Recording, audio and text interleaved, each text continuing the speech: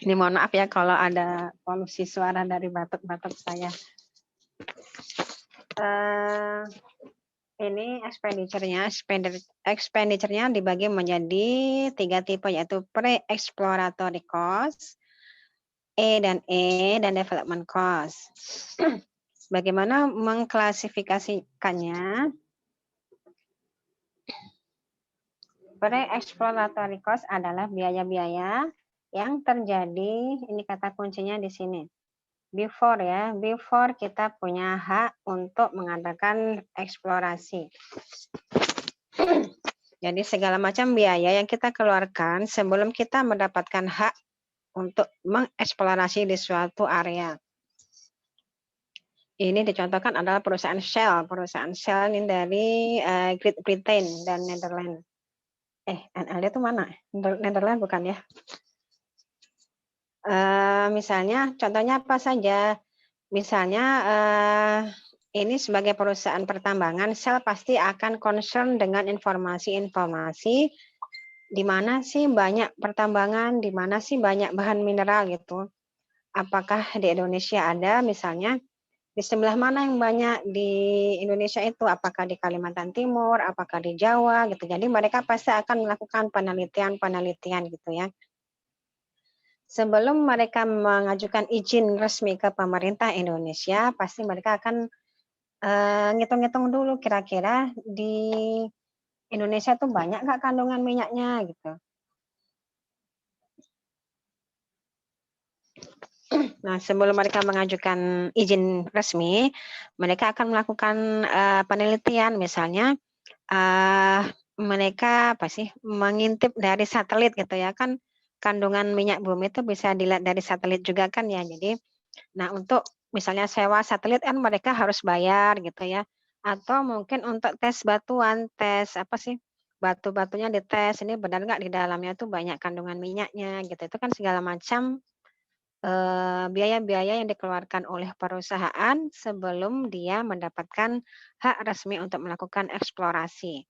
Jadi mungkin mungkin juga memberikan semacam sponsor kepada para ilmuwan untuk melakukan penelitian misalnya. Jadi itu biaya-biaya yang kira-kira dikeluarkan oleh perusahaan sebelum dia mendapatkan hak resmi untuk bereksplorasi. Ini sering juga disebut sebagai prospecting cost dan perlakuannya adalah sebagai expense, bukan sebagai cost, belum dikapitalisasi. Itu kata kuncinya adalah before ini ya, sebelum mendapatkan hak legal. Kemudian ketika kita merasa bahwa penelitian kita sudah cukup dan kita melihat bahwa ternyata benar kok banyak kandungan mineral di Indonesia misalnya ya. Kemudian kita mengajukan perizinan ke pemerintah dan kita sudah mendapatkan izin gitu. Ya ini kita sudah masuk ke fase exploratory dan evaluation cost. Contohnya apa saja yang masuk di sini? Contohnya adalah untuk mendapatkan hak mengeksplor. Jadi ini eksplor dulu ya, belum eksploitasi, baru eksplor dulu. Eksplor kan masih tahap penelitian, masih tahap coba-coba gitu ya. Contohnya biaya-biaya untuk mendapatkan hak mengeksplor. Kemudian studi topografi, studi geologikal, ini studi bebatuan, studi yang berhubungan dengan penambangan lah ya di sini ya. Jadi ini pasti ini juga membutuhkan biaya kan, tes-tes ini itu. Kemudian exploratory drilling dan sampling. Contohnya bagaimana? Misalnya tadi Shell ya, contohnya Shell mendapatkan hak untuk mengeksplorasi di daerah Kalimantan Timur misalnya. Katakanlah Kalimantan Timur kan nggak seluruh Kalimantan Timur kan izinnya mungkin di kabupaten mana, mungkin di kabupaten apa sih, Muara Badak, Sangatta gitu. Nah itu kan luas areanya, jadi dia harus melakukan exploratory drilling. Kabupaten kan luas, nggak mungkin kan dibor di mana-mana ya, dia bikin drilling, exploratory drilling di sumur A misalnya, ternyata di sini belum menghasilkan. Coba kita di tempat lain, dia coba drilling di sumur B. Ternyata gagal juga, masih tidak terlalu banyak. Mungkin ada sedikit tapi nggak menguntungkan. Dia cari lagi di tempat lain, di C misalnya. Di sini baru berhasil, di sini ternyata minyaknya banyak gitu ya. Ini namanya exploratory drilling, jadi tidak selalu sukses, ada juga yang mungkin, eee, mineral resources-nya sedikit gitu. Apalagi contoh-contohnya, itu segala macam aktivitas yang berkaitan dengan, technical feasibility dan commercial viability. Jadi, tes-tes teknik dan, eee, technical feasibility itu kelayakan ya, kelayakan secara teknik dan ini, commercial viability itu apakah dia menguntungkan bagi perusahaan gitu. Jadi ini masih dalam rangka mengevaluasi. Jadi ini belum belum belum benar-benar dinyatakan kita sudah memasuki fase komersial, belum seperti itu, ini baru coba-coba, eee, menguntungkan nggak dari technical feasibility dan commercial viability-nya gitu. Jadi masih masih coba-coba ya, masih tahap-tahap awal ini, masih masuk kategori, E dan E ini.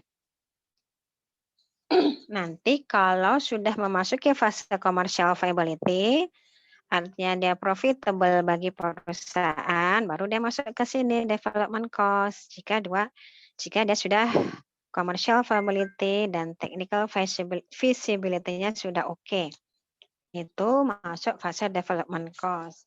Kemudian kembali ke E dan E cost.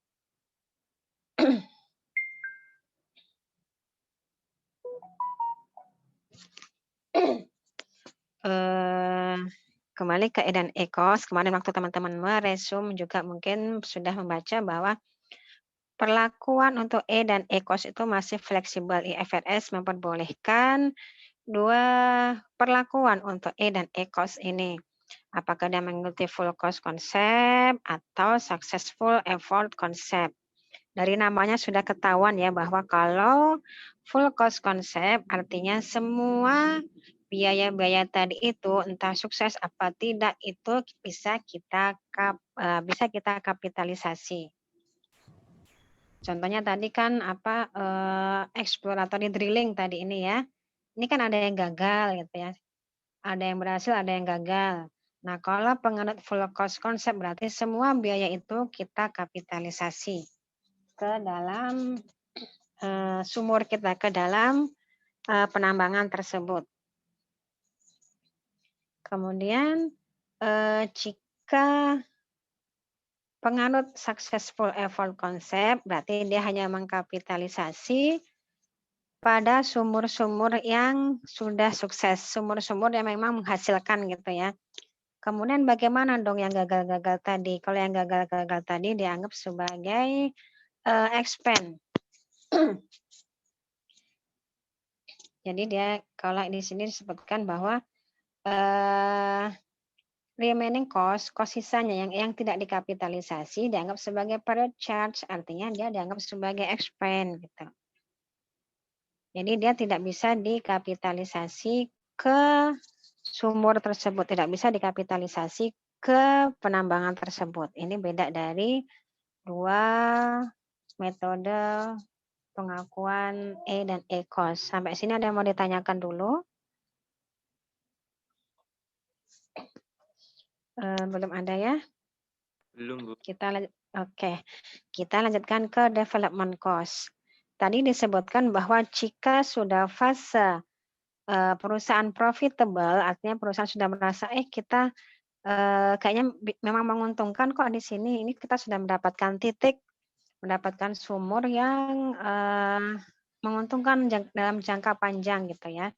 Jadi commercial viability itu adalah menguntungkan dalam jangka panjang. Bukan hanya menguntungkan dalam jangka pendek ya, tapi, profitable dalam jangka panjang. Ketika technical feasibility dan commercial viability sudah diakui, maka kita masuk fase development cost. Di development cost ini kita bagi menjadi 2 bagian, tangible dan intangible. Namanya tangible dan intangible. Kembali kita ingat bahwa kalau tangible itu adalah depresiasi. Kalau intangible, ini bukan depresiasi, berarti kalau tangible ini depresiasi ya. Jadi tidak semua yang masuk fase development cost itu bisa kita, depresikan, ini depresi. Kemudian kita lihat depresiasinya segimana nih, perbedaannya bagaimana. Nah, yang tangible equipment ini adalah yang, contohnya mesin-mesin berat, heavy equipment yang bisa dipindah-pindah. Contohnya misalnya kalau perusahaan itu kan kalau perusahaan pertambangan misalnya kan ada titik mana, kalau katakanlah kalau orang Kalimantan Timur mungkin hafal ya, kita kasih contoh di sumur misalnya Muara Badak. Di Muara Badak, kemudian ada sumur lagi di, Semberah gitu ya, ini contoh.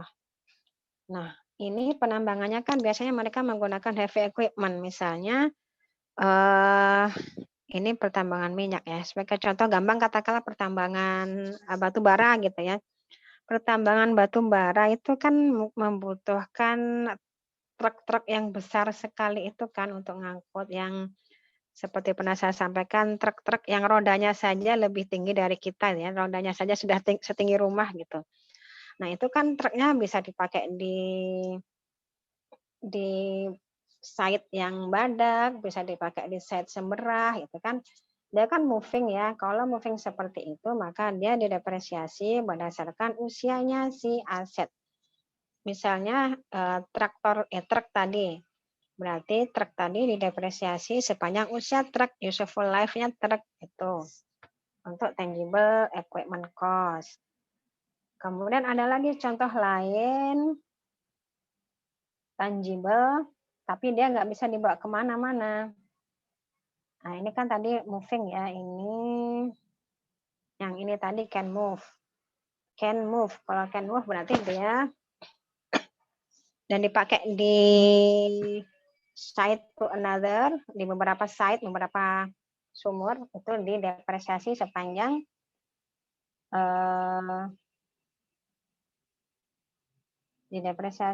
sepanjang usia aset. Terus bagaimana kalau ada aset yang nggak dipakai di mana-mana, cuma dipakai di sumur tersebut?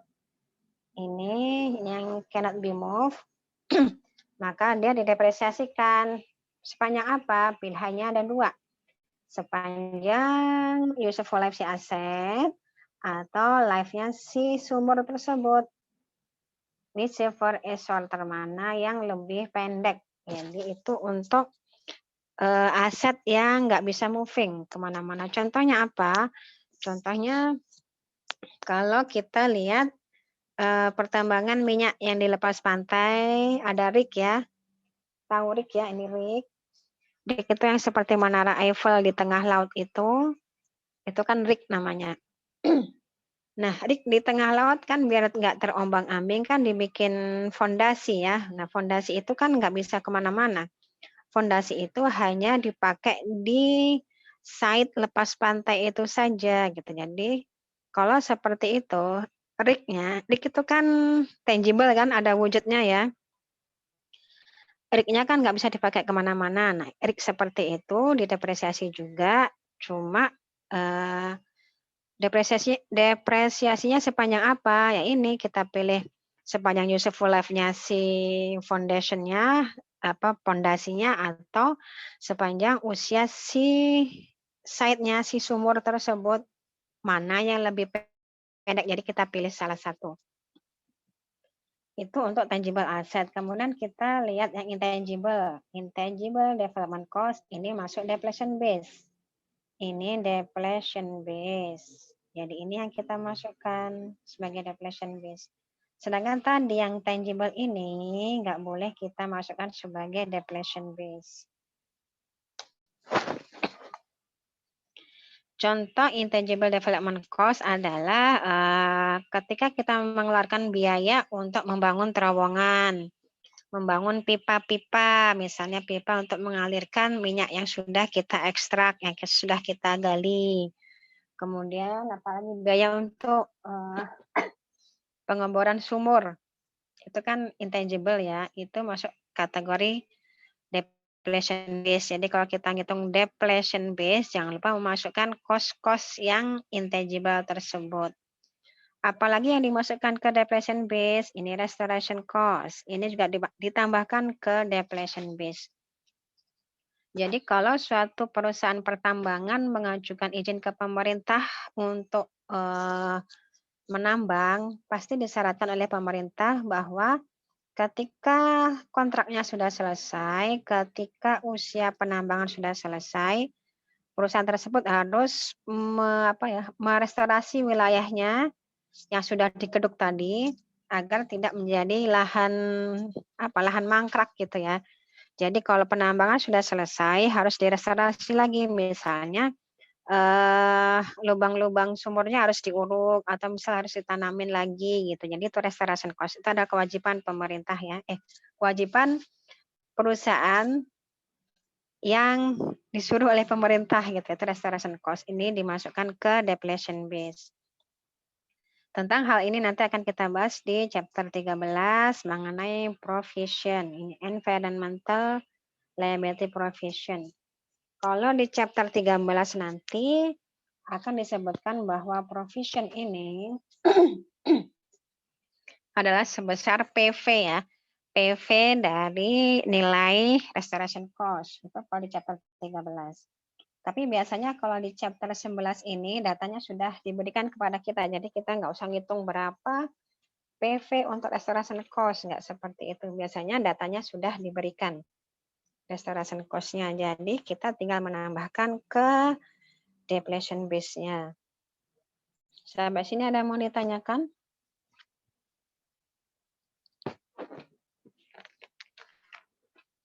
Jadi sudah bisa dibedakan ya mana yang kita depresiasi sepanjang apa, mana yang kita masukkan sebagai depletion base. Kalau nggak ada yang ditanyakan, kita lanjutkan ke sini. Ini kan tentang penghitungan depresi ya. Penghitungan depresi mah sudah dianggap bisa ya. Ini simpel kan ya? Iya, Bu. Depletion cost ini berdasarkan activity approach, jadi tidak berdasarkan waktu ya. Jadi misalnya ada penambangan katakanlah usianya adalah 30 tahun. Ya sudah kita abaikan angka 30 tahun itu, kita fokusnya ke activity approach. Jadi kita fokusnya ke berapa sih unit produksinya yang bisa dihasilkan dari penambangan tersebut. Makanya disebut activity approach. Untuk cara penghitungannya saya anggap sudah bisa. Ini total cost dikurangi residual, kemudian dibagi dengan jumlah estimasi unit yang bisa diekstrak atau dihasilkan. Jurnalnya adalah seperti ini ketika kita sudah mendapatkan angka depletion cost inventory pada akumulasi depletion.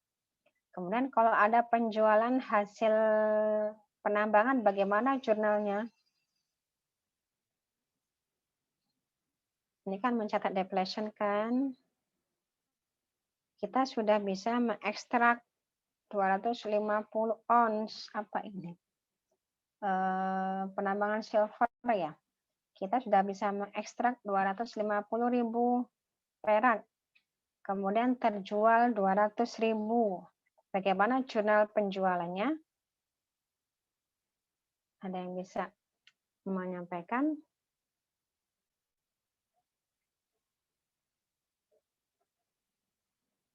Coba suaranya Rehan Darmawijaya.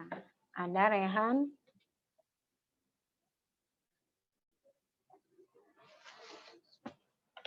Penjualan. Rehan ada?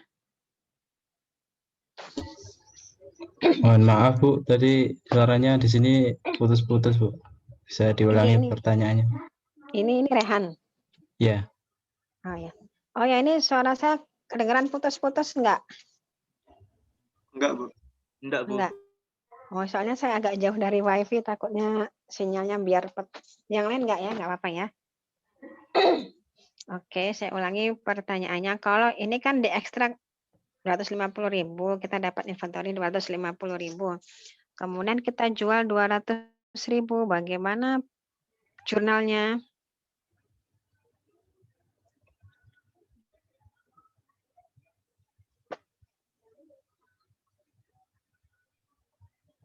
Tadi Rehan, coba bisa dibantu Raffi Alvarez.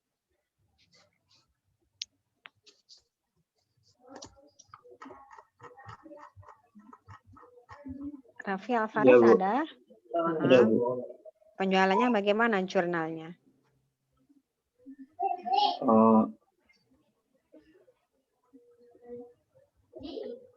Inventory pada cash bukan? Inventory ini di debit, nambah dong.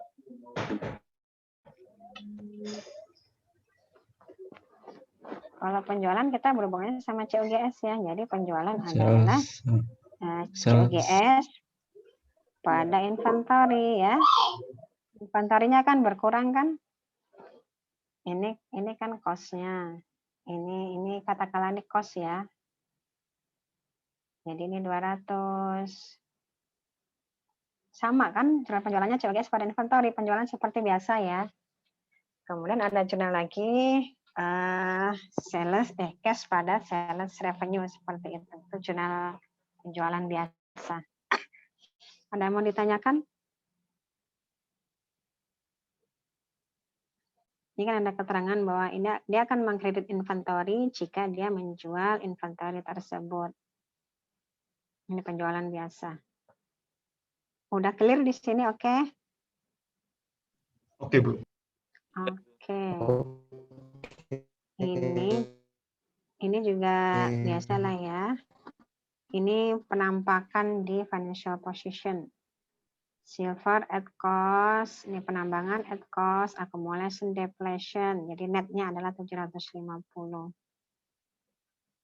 Kemudian tentang estimating recoverable reserve, ini sama seperti ketika kita membahas depresiasi kemarin ketika ada perubahan estimasi. Ini ceritanya misalnya perusahaan ternyata ada perubahan estimasi.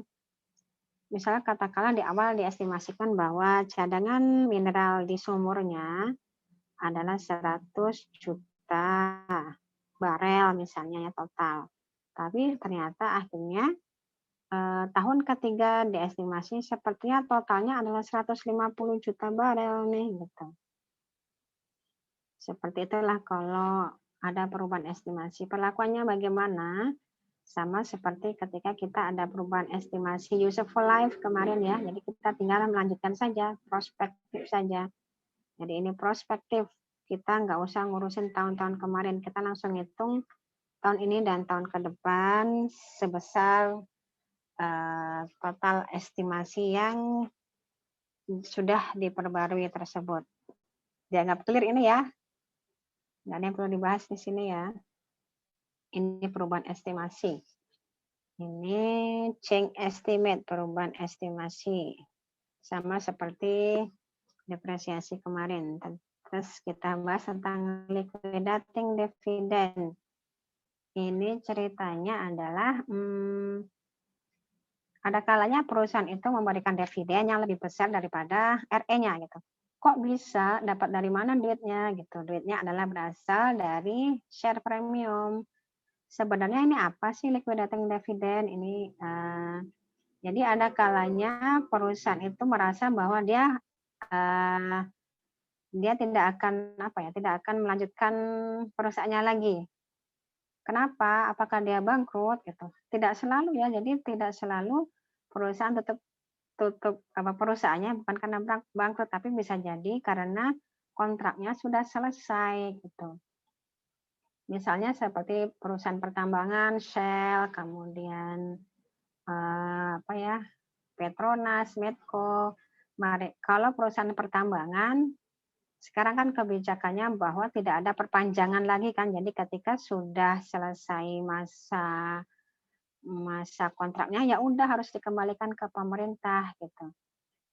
Kalau semacam pertambangan emas, Freeport itu kan masih ada perpanjangan ya, jadi masih lama kalau Freeport. Tapi kalau pertambangan minyak dan gas untuk saat ini kalau udah habis masa kontraknya ya udah harus dikembalikan ke pemerintah gitu. Jadi misalnya sekarang tahun 2020 ini perusahaan Shell nih ya, 21 ya sekarang, 2021. Kontraknya selesai 2025 nih. Jadi si perusahaan Shell merasa kita kayaknya kan udah mau selesai masa kontraknya. Kita nggak perlulah beli properti lagi, nggak perlu beli truk-truk besar lagi, kan udah mau bubaran gitu ya. Jadi kan udah mau bubar nih 4 tahun lagi. Jadi dia kan nggak membeli new property ya, karena mau bubar. Jadi dia mulai inisiatif untuk mengembalikan kontribusi dari shareholder. Dia mulai nyicil dikit-dikit pengembalian ke shareholder gitu. Itulah liquidating dividend. Jadi dia mulai likuidasi istilahnya, bukan karena bangkrut, tapi karena memang udah mau tutup, udah berhenti operasinya. Itu liquidating dividend. Jadi ini adalah kondisi di mana perusahaan memberikan dividen lebih besar dari RE-nya. Kalau kondisi seperti itu, perusahaan harus memberikan keterangan bahwa ini adalah liquidating dividend. Kenapa harus dikasih keterangan? Biar masyarakat nggak salah persepsi. Wah, dividen kita besar sekali nih gitu. Padahal ternyata itu adalah pengembalian kontribusi ke pemegang saham. Itu ceritanya seperti itu. Contohnya di sini Kelahan Mining, RE-nya 1650, share premium 5455, mendeklar dividen sebesar 3 juta. Padahal RE-nya cuma 1650. Dari mana itu sisanya? Sisanya adalah dari share premium ini. Ini cash dividend, ini dividen aslinya ya. Ini liquidating dividend. Nah, ini harus diinfokan oleh manajemen.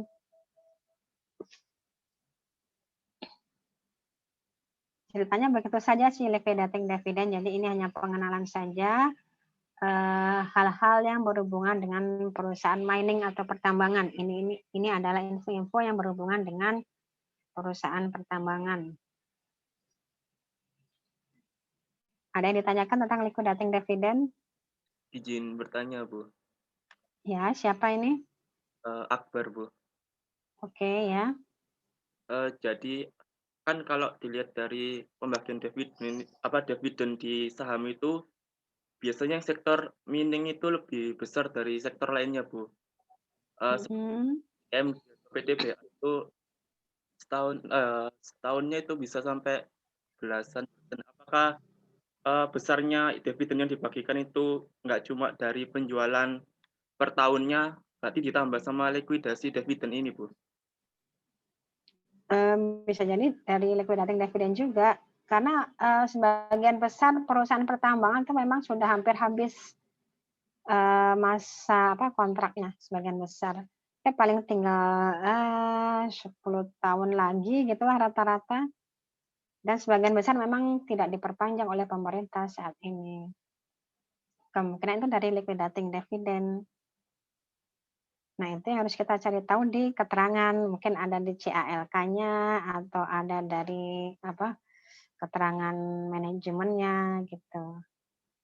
Memang sebagian besar sudah mau habis sih. Kalau minyak ya, kalau gas itu masih kemungkinan masih panjang kalau gas. Jadi untuk saat ini itu diperkirakan kan cadangan minyak sudah makin menipis. Jadi perusahaan pertambangan itu sekarang fokus ke gas.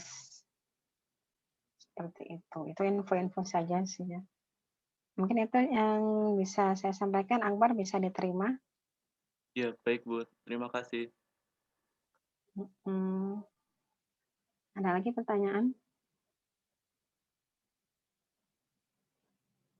Kalau nggak ada, kita lanjutkan. Ini mengenai presentation. Apa saja yang harus dicantumkan di financial statement?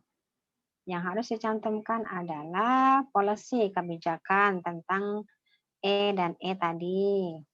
Apakah dia menggunakan full concept atau menggunakan successful effort, itu harus dicantumkan. Kemudian jumlah aset, liability, dan hal-hal lain yang berhubungan dengan E dan E tersebut. Itu yang harus dicantumkan di financial statement. Ini contohnya, bla bla blanya di sini.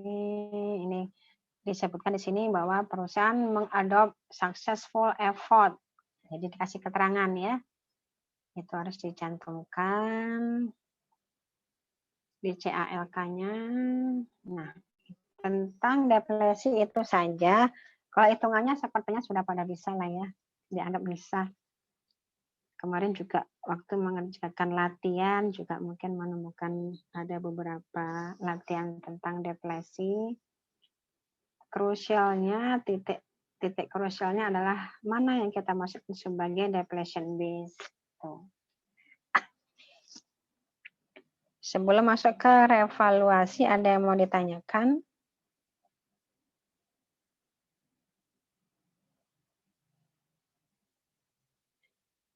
Tidak ada, kita lanjut ke revaluasi ya. Revaluasi.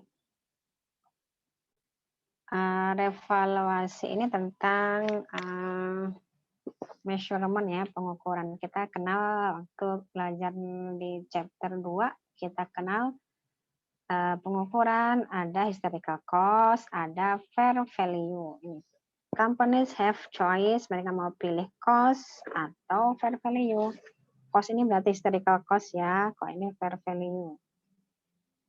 Nah, pengukuran ini adalah untuk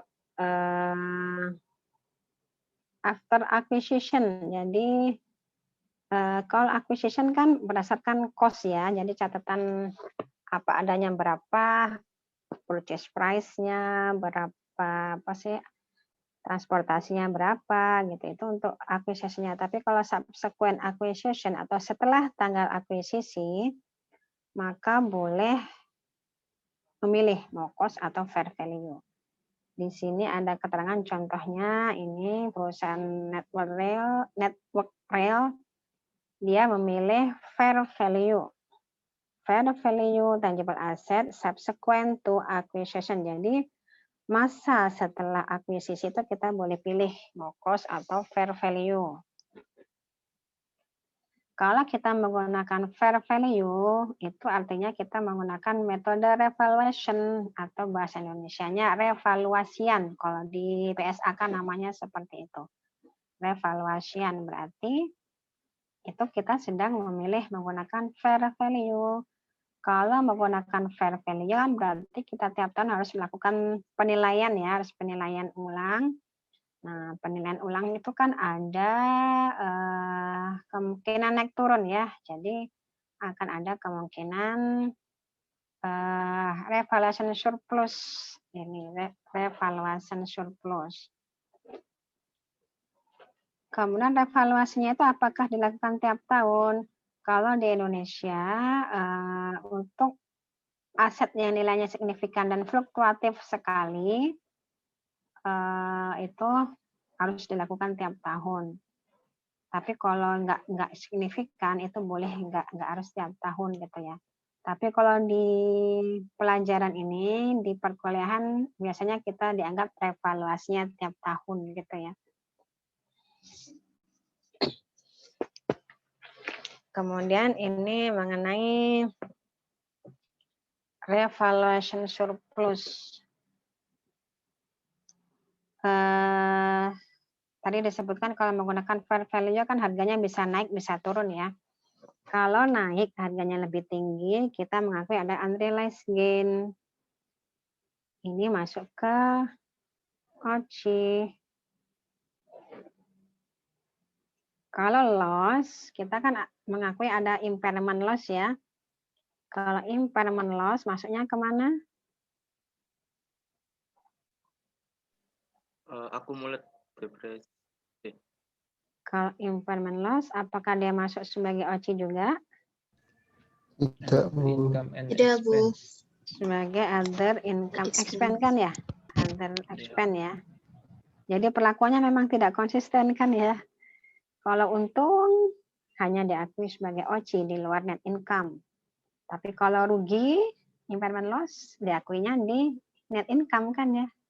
Jadi itulah akuntansi. Jadi kalau ada keuntungan, tapi kan ini belum pasti, hanya unrealized ya, artinya kita nggak untung beneran kan, hanya hitung-hitungan akuntansi saja kan. Misalnya tanah, nggak kita apa-apain, tapi dia harganya dianggap dicatat naik. Nah, kita kan emang untung apaan sih, kan nggak ada untung apa-apa kan ya. Duit juga nggak dapet, itu cuma catatan akuntansi saja, makanya unrealized gain, baru unrealized belum terrealisasikan. Karena gainnya belum terrealisasikan, ini kan cuma kira-kira istilahnya ya, nggak ada keuntungan beneran, maka kita nggak berani masukkan ke net income, jadi kita masukkan saja ke OC gitu kalau akuntansi. Kan keuntungannya belum beneran, jadi kita belum berani masukkan ke net income. Nah, kalau rugi, kalau akuntansi, kalau ada ancer-ancer rugi, ada tanda-tanda rugi, langsung kita masukkan ke dalam net income. Itu kalau akuntansi begitu. Jadi dia lebih konservatif, hati-hati sekali kalau prinsip akuntansinya. Jadi yang dimasukkan ke OC hanya yang surplusnya saja. Sedangkan yang kerugian tidak masuk ke OC, dia masuknya ke other expense. Berarti kalau recovery masuknya kemana? Recovery loss berarti masuk ke ya other income expense ya. other income expense juga, cuman ini membuat net income-nya turun atau bertambah? Kalau yang ini Turun. membuat net income turun. Kalau recovery berarti membuat net income Naik. naik. Ya. Seperti itu.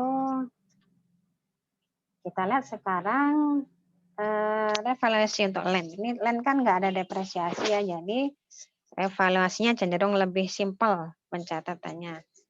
Contohnya, anggap bahwa perusahaan Siemens membeli tanah seharga 1 juta pada awal Januari 2019. Pada akhir 2019, karena dia menggunakan revaluasi, ini kan revaluation accounting, berarti dia milih menggunakan fair value atau revaluasian. Ternyata harganya adalah 1.200.000, berarti kan untung ya. Untung 200. Berarti land menambah, land di debit, unrealized gain di kredit, ini untung berarti. Nah, itu saja kalau di aset yang nggak pakai depresiasi, jadi simple. Kemudian ini untung kan ceritanya kan ya, nggak kelihatan untung. Kemudian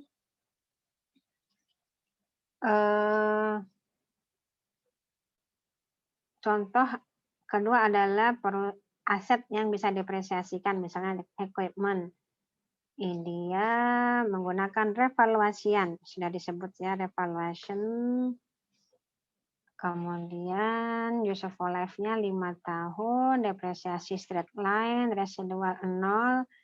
Dia memilih untuk merevaluasi equipment-nya.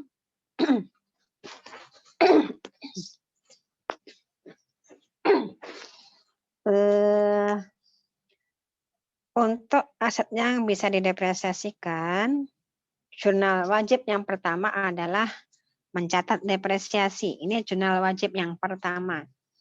Sebelum kita nyatat hal-hal yang berkaitan dengan revaluasi, yang pertama sekali adalah membuat jurnal depresiasi. Kita catat depresiasi expense pada akumulasi depresiasi 100. Ini hitungannya sudah ada. 500 dibagi 5 tahun. Sudah oke, jurnal wajib yang pertama. Baru kita ngurusi masalah revaluasinya. Ini akhir 2019. Kemudian berarti tahun 2020,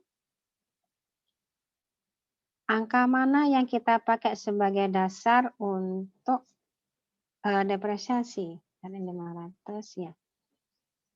Oh, ini masih 2019 ya. Oke, kemudian ternyata pada akhir 2019 tersebut Karena kita menggunakan metode revaluasi, jadi kita harus cari tahu ke appraisal berapa harga fair value si aset kita ini. Ternyata kata appraisalnya harganya itu fair value-nya adalah 460. Padahal tadi kan aslinya ini CA-nya kan jadi 400 ya. CA akhir 2019 kan 400. Tapi ternyata fair value-nya adalah 460, berarti untung 40. Bagaimana cara kita mencatat perbedaan harga ini? Step pertama disebutkan bahwa kita harus mengzerokan akumulasi depresiasi. Bagaimana cara menzerokannya? Ya dibalik saja. Ini kan tadi dikredit 100. Berarti kita taruh dia di debit. Nah, akhirnya 0 kan? Akhirnya depresiasinya 0. Jadi step pertama disebut mengenolkan akumulasi depresiasi dengan cara mendebit sebesar depresiasi tersebut. 100 kan sama kan angkanya ya, 100. Step kedua, mengurangi equipment sebesar 40. Mengurangi equipment berarti kan dikredit sebesar 40. Kenapa kok 40? Kalau sudah kita menolakkan depresiasinya, berarti kan si equipment tadi sudah balik ke angka 500 kan ya. Kan depresiasinya kita hapus, berarti angkanya sudah balik ke angka 500. Kita kurangi 40 agar nanti netnya di financial position seharga berapa? 460. Seharga ini, seharga fair value yang akan kita catat di financial position. Sudah oke di sini? Oke. Sudah, Bu. Oke ya. Oke. Itulah alasannya kenapa kita harus mengurangi equipment dengan angka 40. Kemudian kita mencatat keuntungan tadi. Keuntungan 60.000 unrealized gain sebesar 60. Ini jurnal kedua. Jadi jurnal pertama adalah mencatat depresiasi normal. Jurnal kedua baru kita mencatat urusan revaluasi. Udah oke ya.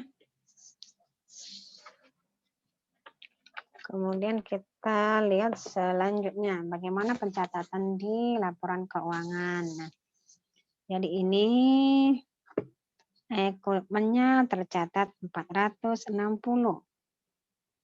sebesar harga fair value-nya. Unrealized 60 di OC yang kalau ada OC berarti masuk ke AOC ya, 60.000. Berarti untuk tahun berikutnya angka mana yang kita pakai sebagai patokan untuk melakukan depresiasi? Berarti angka yang baru ini. Angka yang tercatat di financial position itu yang kita jadikan patokan sebagai depresiasi di tahun berikutnya. Berarti di tahun berikutnya depresiasinya berapa? Depresiasinya adalah 460 dibagi sisanya 4 tahun. Jadi jurnal tahun 2020. Jurnal pertama adalah depresiasi expense pada akumulasi depresiasi sebesar 115 ya. Itu jurnal pertama di tahun 2020. Ini salah nih. Jadi patokannya adalah yang tercatat di financial position atau sebesar fair value. Dan dengan catatan ingat bahwa tidak ada saldo AOC negatif. Nanti akan kita lihat di contoh berikutnya. Sampai sini sudah oke ya. Angka-angka mana saja yang kita pakai dan mana yang kita cantumkan di financial position. Perkara tentang financial laporan keuangan parsial itu yang sering disuruh di UTS dan UAS ya. Kita diminta membuat laporan keuangan parsial. Nah, angka-angka ini harus kita masukkan. Dan pesan saya jangan sampai ada nomor yang kosong yang tidak diisi. Kalau misalnya membuat laporan keuangan parsial atau misalnya waktunya sudah mau habis atau aduh udah pusing saya, minimal tulislah akun-akunnya gitu loh. Kalau misalnya ngitungnya pusing, minimal akunnya ditulis deh gitu. Jangan sampai kosong sama sekali di UTS, di LJU-nya. Karena kosong sama sekali itu nilainya langsung 0 kan, nggak ada tambahan apapun. Jadi kalau ada tulisannya, ya minimal ada tambahan-tambahan dikit lah, nggak 0 gitu ya. Sampai sini ada yang mau ditanyakan?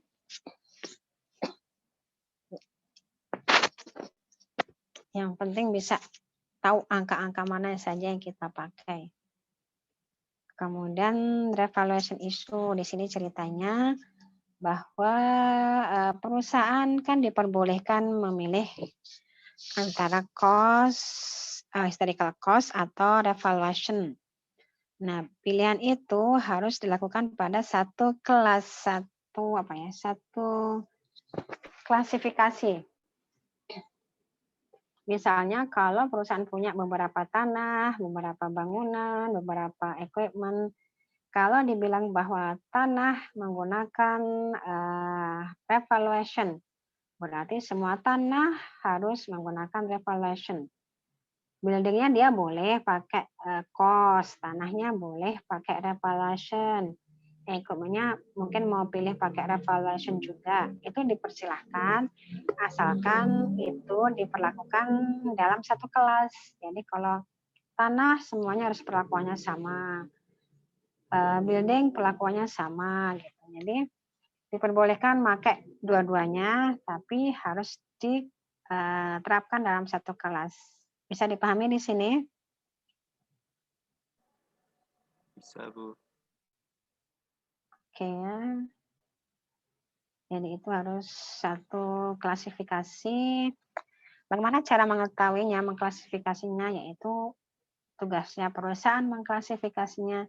Biasanya mereka akan mengklasifikasi berdasarkan yang nature-nya sama ya, yang sifatnya sama, kegunaannya sama, seperti itu.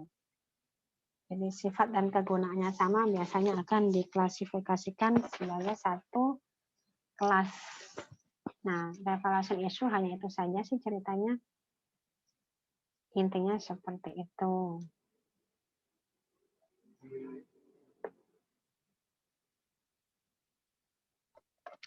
Izin bertanya, Bu. Ya. Maksudnya satu kelas tadi bagaimana, Bu? Maksud satu kelas itu satu klasifikasi. Seperti tadi saya sampaikan, misalnya klasifikasi tanah. Berarti kan satu perusahaan itu diperbolehkan menggunakan cost maupun fair value ya. Jadi tidak harus cost saja atau revaluasi saja, tidak harus seperti itu. Boleh pakai dua-duanya asalkan untuk satu jenis aset yang sama, maka dia pakai sistem penilaian yang sama. Itu yang dimaksud dengan kelas. Misalnya klasifikasi land, berarti semua land harus pakai, misalnya pakai revaluasi, misalnya itu ya. Kalau perusahaan memutuskan land pakai cost, berarti semua land harus pakai cost. Kemudian perusahaan menggunakan untuk buildingnya dia pakai revaluasi, maka semua building harus pakai revaluasi. Itu yang dimaksud dengan klasifikasi seperti itu, satu jenis gitu. Nggak boleh misalnya tanah di Karawang menggunakan revaluasi, tanah di Jakarta menggunakan historical, nggak boleh seperti itu. Jadi kalau satu klasifikasi harus satu jenis. Bisa dipahami? Atau masih bingung? Bisa, Bu. Bisa? Baik, Bu. Bisa, Bu. Oke. Bisa. Oke. Ini untuk presentation. Presentation sama seperti tadi. Itu apa-apa saja yang harus harus dicantumkan di laporan keuangan, di CALK-nya.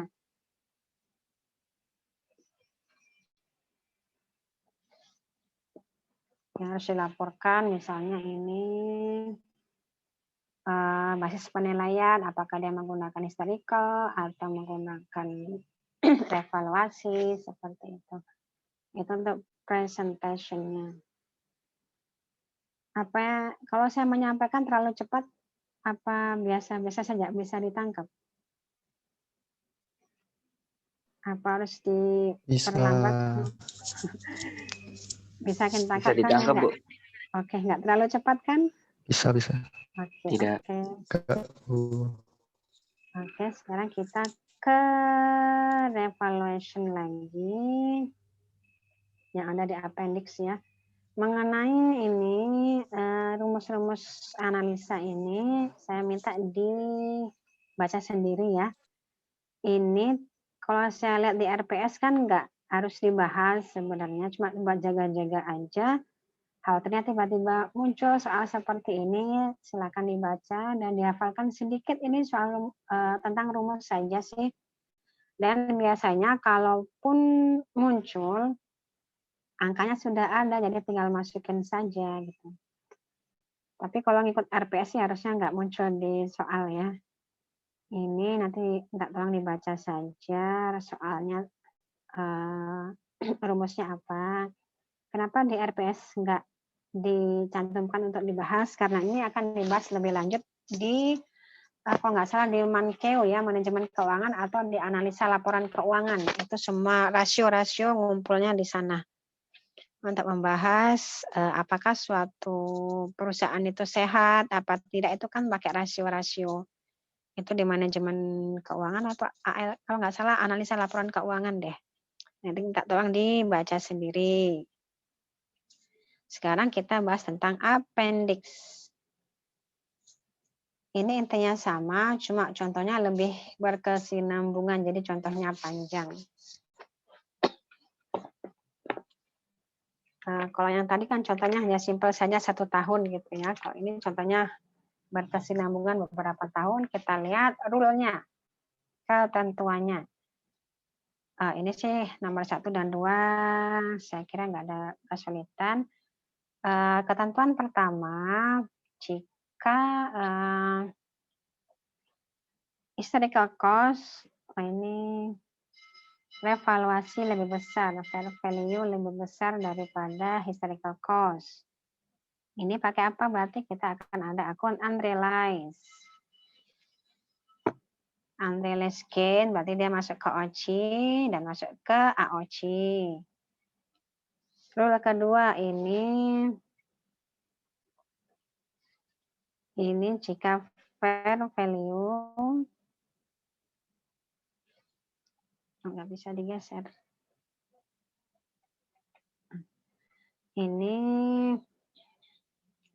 Ini jika apa ini? Fair value lebih kecil daripada cost. Berarti ada impairment loss.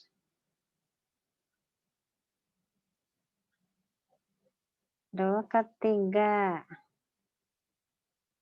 jika ada kenaikan, ada increase, tapi sebelumnya dia ada loss. Ini kan tahun berikutnya ya, misalnya, wah tahun ini kita mengalami kenaikan nilai aset nih. Sebelumnya CA-nya misalnya, CA-nya adalah 100, fair value adalah 120. Harusnya kan kita untung 20 ya. Tapi kalau sebelumnya kita sebelumnya kita ternyata ada fair value, ada loss, maka kita jangan langsung mengakui 20. Jangan langsung diakui keuntungan 20, kita lihat dulu kita punya loss nggak tahun kemarin gitu. Kalau ada loss berarti step pertama kita harus recovery loss dulu, jangan langsung diakui sebagai gain. Recovery loss dulu, kalau ada sisa baru kita akui sebagai unrealized gain. Jadi jangan ngambil simpelnya saja. Oh ini untung 20, nggak seperti itu ya. Kita harus lihat sejarahnya dulu. Kalau ada loss berarti kita harus mencatat recovery loss dulu. Baru sisanya ke unrealized gain. Contoh keempat, rule keempat adalah decrease. Setelah sebelumnya kita ada unrealized gain. Contohnya ini lagi CA, kita balik. CA-nya 120, fair value-nya 100. Kan rugi ya. Kita pakai angka berbeda deh, biar nggak bingung. 150. Berarti kan rugi 50. Kalau rugi 50 nih, jangan langsung, wah kita rugi 50, jangan langsung dicatat sebagai impairment loss. Kita lihat dulu. Tahun kemarin ada unrealized enggak gitu. Oh kalau ada berarti kita catat dulu unrealized gain-nya. Kita habiskan dulu. Baru kita mencatat adanya impairment loss. Seperti itu ketentuannya. Jadi kalau berkelanjutan tahun per tahun kita harus tahu sejarahnya gimana. Catatannya gimana. Tahun kemarin ada unrealized tidak? Nah itu step-stepnya seperti itu. Kita lihat contoh untuk tanah dulu. Kalau tanah kan tidak didepresiasi, berarti di sini kita nggak akan mencatat depresiasi expense. Di sini dicontohkan bahwa Unilever Group membeli tanah awal Januari 2019 cost 400. Dia menggunakan fair value untuk subsequent period-nya, yaitu periode setelah akuisisi. Appraisal mengatakan bahwa fair value si tanah adalah 520. Dari 400 ke 520 berarti dia untung. Karena tahun pertama kita bisa langsung mencatat unrealized gain pada unrealized gain atas tanah tersebut 120. Karena tahun pertama kita nggak harus lihat sejarah-sejarahan ya.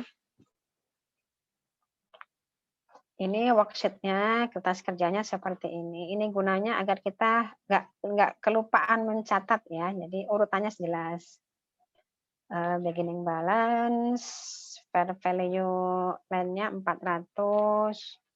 Kita anggap 400 cost-nya pada akhir tahun fair value 520, jadi selisihnya adalah 120. Jadi ada keuntungan yang masuk ke OCI. Nanti jatuhnya ke AOCI kan ya. Oke, kemudian jadi di laporan keuangan akhir 2019 yang tercatat di financial position line adalah harga berapa yang tertulis?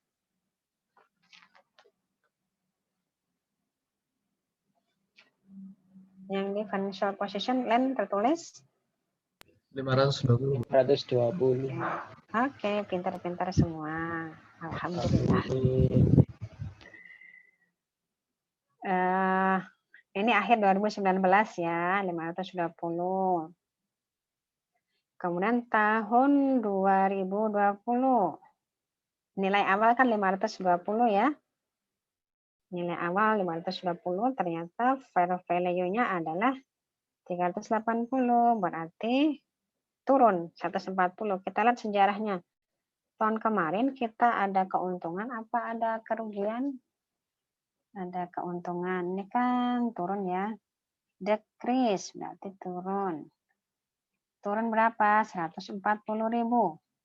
Kita jangan langsung mencatatnya loss sebesar 140. Kita lihat dulu kita tahun kemarin punya unrealized tidak? Ternyata ada. Berarti kita habiskan dulu itu unrealized-nya. Unrealized yang tadi kan nilainya 120 kan. Mana? Ini unrealized 120. Kita habiskan dulu. Kita habiskan 120. Sisanya baru kita anggap sebagai loss. Dan tanah kan berkurang 140 ya, di sisi kredit nilainya berkurang 140. Itu ini step pertama, kita habiskan unrealized, step kedua baru kita mengakui loss-nya. Ini di kertas kerjanya, ending 2020 adalah 380. Kemudian revaluasinya dari 520 ke 380 ada pengurangan 140. Earning-nya berkurang 20. Kenapa berkurang? Karena ada loss impairment itu. Ada loss ya. Ini loss on impairment masuknya ke RE. Yang tadi 120 kan dari unrealized surplus masuknya ke AOC. Ini surplus dari OC. Jadi asal-usulnya seperti itu ya. Kalau di tahun sebelumnya kan RE-nya nggak ngaruh ya, karena unrealized kan nggak masuk ke RE ya. Jadi RE-nya nggak ngaruh di sini. Ini untuk land. Jadi yang tercatat di laporan keuangan 2020 harga tanah adalah sebesar fair value-nya yaitu 380.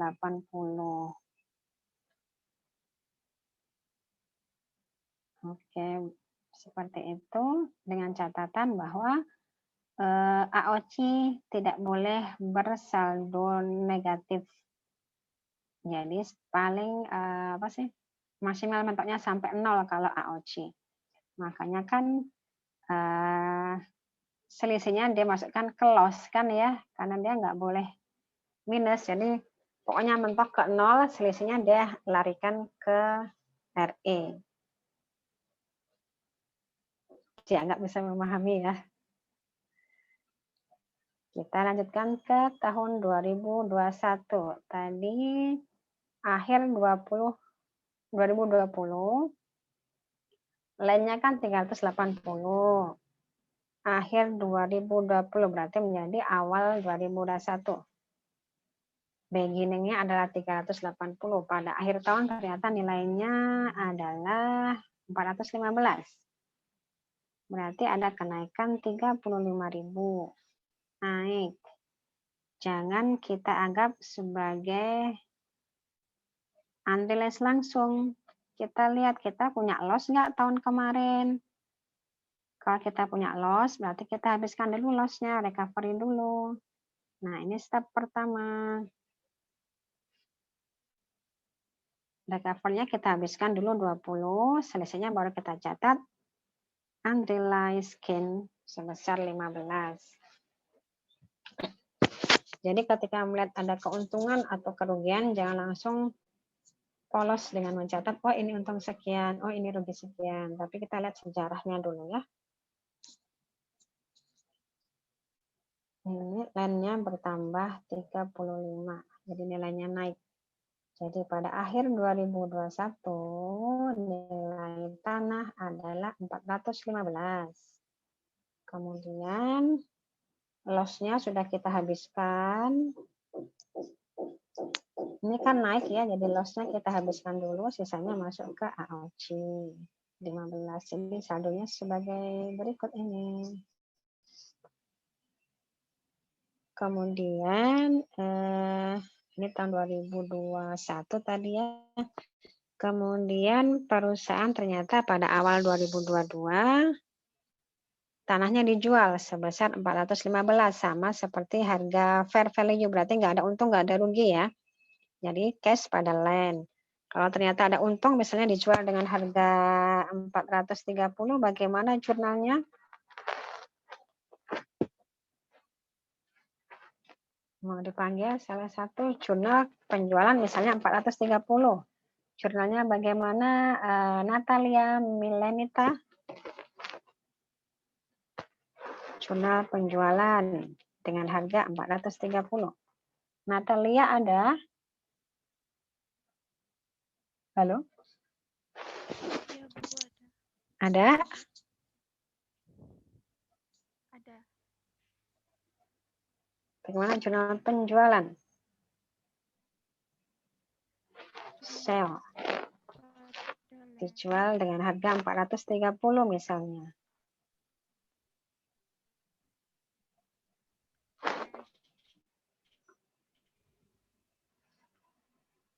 Kita bantu Natalia siapa ya?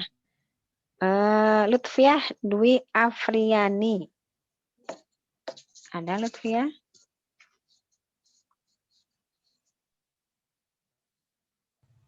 Iya, Bu. Oke, jurnal penjualannya bagaimana? Itu angka 415 diganti dengan 430, Bu. Ya, ini coret. Penjualan berarti cash pada line 430. Oh, ini. Yang ini tetap 415 harganya. Cuma dia jual dengan harga 430.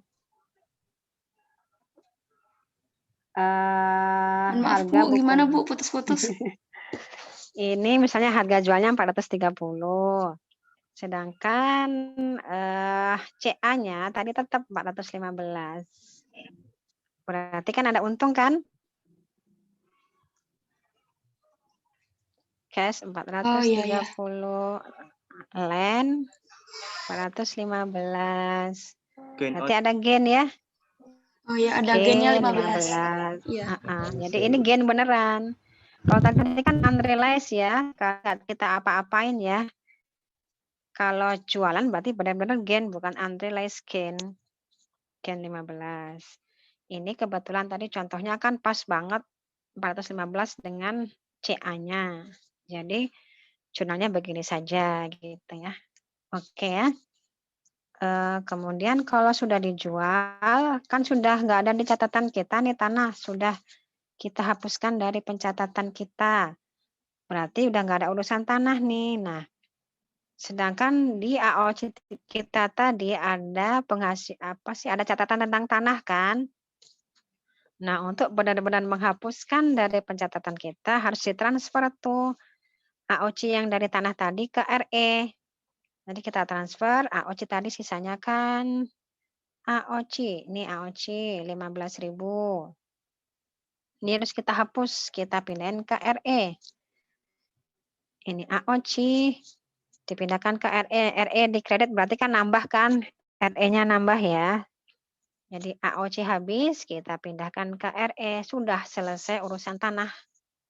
Ini untuk closing semua. Jadi tanah sudah nggak ada catatannya. Seperti itu. Itu kalau kita jual. Berarti kalau kita jual harus ada catatan penjualan dan catatan transfer dari AOC ke RE. Jadi kita harus tahu kalau jurnal normal itu apa saja. Jurnal pertama mencatat depresiasi. Jurnal kedua baru kita mencatat revaluasinya. Kemudian kalau penjualan, jurnal pertama adalah jurnal penjualan. Jurnal kedua adalah jurnal untuk transfer dari AOC ke RE. Itu jurnal-jurnal yang harus kita tahu.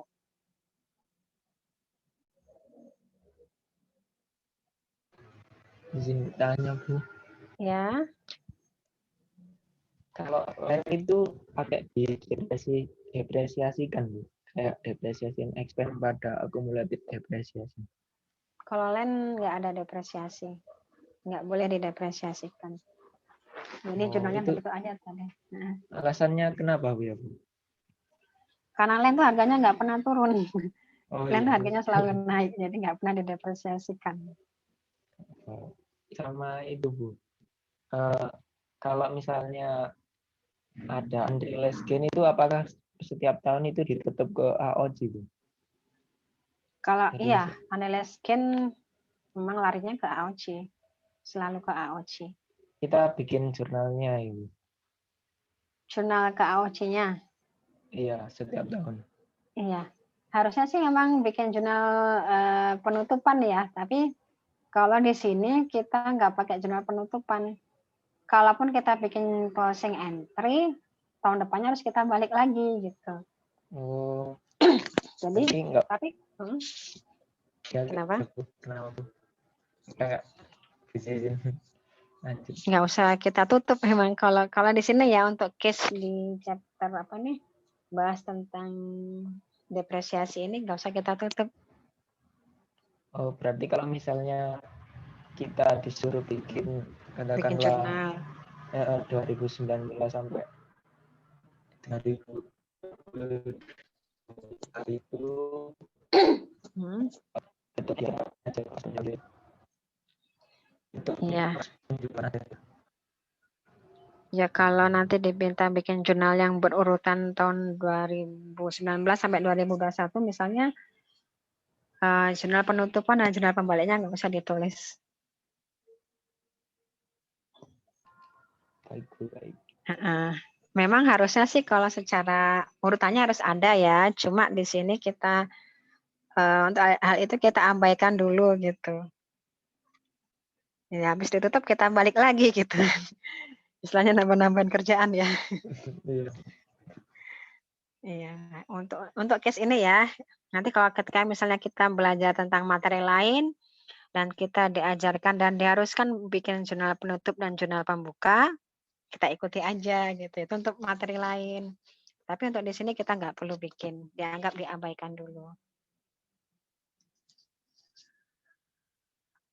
Udah oke? Izin bertanya, Bu. Ya, siapa nih? Akbar, Bu. Oh iya. Itu kan yang waktu menjurnal AOC pada RE itu berarti waktu itu mengakui adanya anelis gen tadi, Bu, ya? Yang jurnal yang mana nih? Yang terakhir? Ya, yang AOC pada RE, Bu. Yang AOC pada RE? Iya, Bu. Itu Heeh. AOC kan berasal dari anelis gen yang tadi, Bu. Heeh. Bagaimana Iya. kalau waktu itu seumpama itu nggak analis gen tapi dia itu mengakui analis loss itu tadi, Bu? Atau ada penurunan, apakah bikin jurnal kayak gini, Bu? Atau dibalik RE pada AOC atau bagaimana, Bu? Kalau misalnya ini kalau misal sebelumnya saldonya adalah loss gitu ya. Iya, Bu. Kalau saldonya tadi loss berarti kita balik RE pada AOC. AOC mah nggak ada ya. AOC kan kita asumsikan AOC 0, kita adanya loss gitu ya. Sebentar.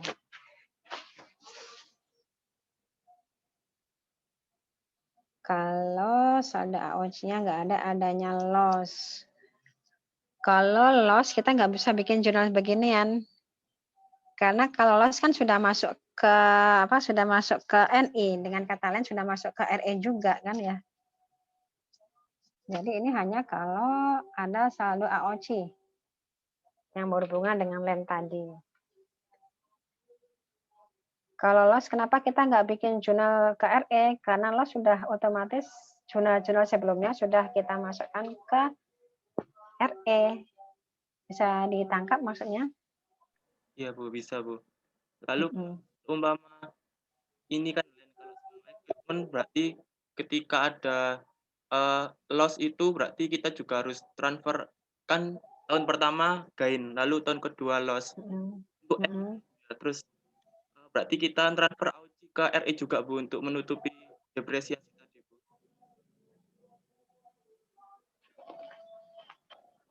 Mohon maaf ini putus-putus. Tes apakah sudah terjelas, Bu? Pertanyaannya Yang di teman-teman jelas atau di saya saja yang putus-putus? Tadi sempat Putus, Bu. Putus-putus ya. Ya, kita coba dengarkan lagi bagaimana Akbar. Kita coba lagi. untuk equipment ketika tahun pertama itu ada gain, lalu tahun kedua itu ada loss, apakah nanti di tahun kedua itu kita transfer AOC ke RE, Bu, untuk menutupi loss dari depresiasi yang tadi, Bu? Kalau ini untuk land ya, kalau dia nggak dijual nggak perlu bikin transferan. Beda nanti kalau yang kita bahas adalah aset yang ada depresiasi. Ini kan masih belum ngomong depresiasi ya. Nanti contoh kedua kita akan bahas yang aset yang terdepresiasi. Maksudnya tentang maksudnya tentang depresiasi atau bukan nih? Atau yang tentang land ini? Tentang revaluasi tapi yang equipment, Bu. Yang tentang peralatan. Kalau equipment berarti kan ada depresiasi kan ya? Iya, Bu. Oke, berarti kalau yang tentang depresiasi nanti kita bahas di contoh kedua ya. Ini tadi kan kita masih membahas land kan ya? Oh, iya. Land. Terima kasih, Bu. Kan ini land kan tidak terdepresioner ya pertanyaannya. Jadi pertanyaan yang belum dibahas sudah ditanyakan. Jadi kuesioner. Tentang land ada yang mau ditanyakan? Kalau land bisa dibilang lebih simpel karena kita nggak bahas depresiasi. Sekarang kita bahas depreciable asset, aset yang terdepresiasi. Ini contohnya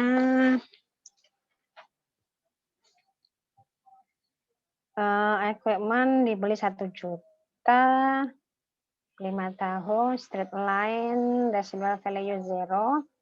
Tahun pertama harganya kan 1 juta 5 tahun. Jurnal wajib yang pertama adalah depresiasi. Kita catat depresiasi expense pada akumulasi depresiasi. Jadi ini adalah jurnal wajib sebelum ada adjustment apapun, kita catat dulu depresiasi expense. Sudah catat depresiasi expense, baru kita lihat harga revaluasinya. Ini kalau ini kan harusnya CA-nya jadi berapa nih? CA-nya jadi 800 ya, kalau berdasarkan cost ya. Ternyata kata appraisal harganya itu adalah 950. Ada revaluasi nih, bagaimana cara kita mencatatnya? Step pertama kan mengenalkan akumulasi ya, kita balik. Tadi ini kredit. Kita balik, dia jadi di debit. Udah habis deh akumulasi depresiasinya. Kalau sudah kita balik berarti harga asetnya kan kembali ke angka 1 juta kan. Kan akumulasinya kita hapus. Jadi seolah-olah harganya balik ke angka 1 juta. Jadi equipment-nya ini kredit juga, equipment-nya mengurangi equipment sebesar 50 agar nanti di financial position nilainya adalah sebesar 950 sesuai dengan harga fair value. Jadi 1 juta kita kurangi 50. Nanti netnya adalah 950 di financial position. Step ketiga, ini kan masih tahun pertama, jadi belum ada unrealized, belum ada loss. Langsung kita catat keuntungan 150. Unrealized sebesar 150. Oke. Keuntungan 150. Karena tahun pertama kita langsung. Jadi angka yang baru adalah 950. Ini yang kita jadikan sebagai patokan untuk depresiasi tahun berikutnya. Ini jurnal kedua. Sudah selesai. Kita lanjut ke tahun 2019. Ini worksheet-nya, kertas kerjanya. Nilainya jadi 950. Ini RE ya, ini kegeser-geser. 200 ini apa ini? 200. Oh, akumulasi ya. Akumulasi depresiasi.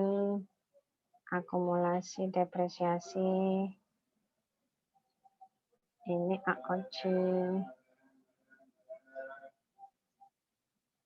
Jadi yang akan kita jadikan angka depreciable base adalah 950 dibagi 4 tahun.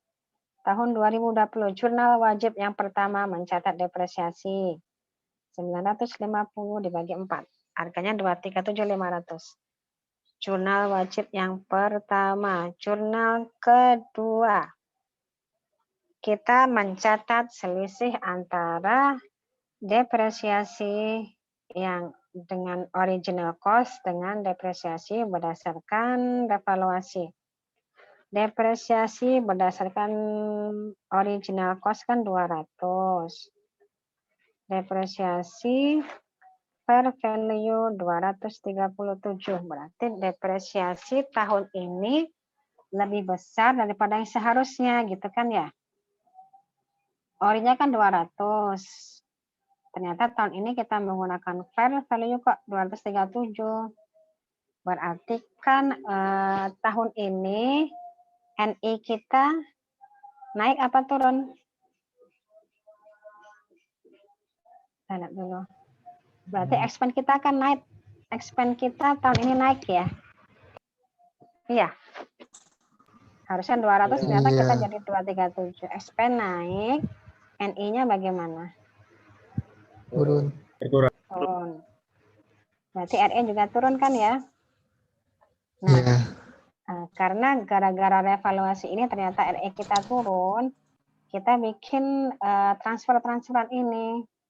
Jadi kan RE turun, berarti kita harus ini nih, RE-nya kita tambahkan. Kenapa? Biar hitungan ini menggunakan revaluasi itu tidak jauh berbeda dengan hitungan ketika kita menggunakan historical cost. Kan kalau RE kita tambahkan, kan RE kita nggak beda jauh ketika kita menggunakan historical cost kan. Nah, jadi intinya sebenarnya mau kita pakai historical cost ataupun fair value itu sebenarnya nggak beda jauh hitungannya. Cuma kalau menggunakan revaluasian, fair value itu harganya lebih kekinian gitu, lebih menunjukkan harga kekinian gitu. Jadi maksud membuat jurnal ini adalah agar kita bisa, kalau bahasa gampangnya itu agar hitungannya nggak berbeda dengan hitungan awal kita dulu ketika kita menggunakan historical cost, hitungan yang seharusnya gitu loh. Jadi ini RE-nya kita tambahkan. Ini kan kredit ya, ini kredit ya. Orang ke sono nih. RE-nya kita tambahkan 37.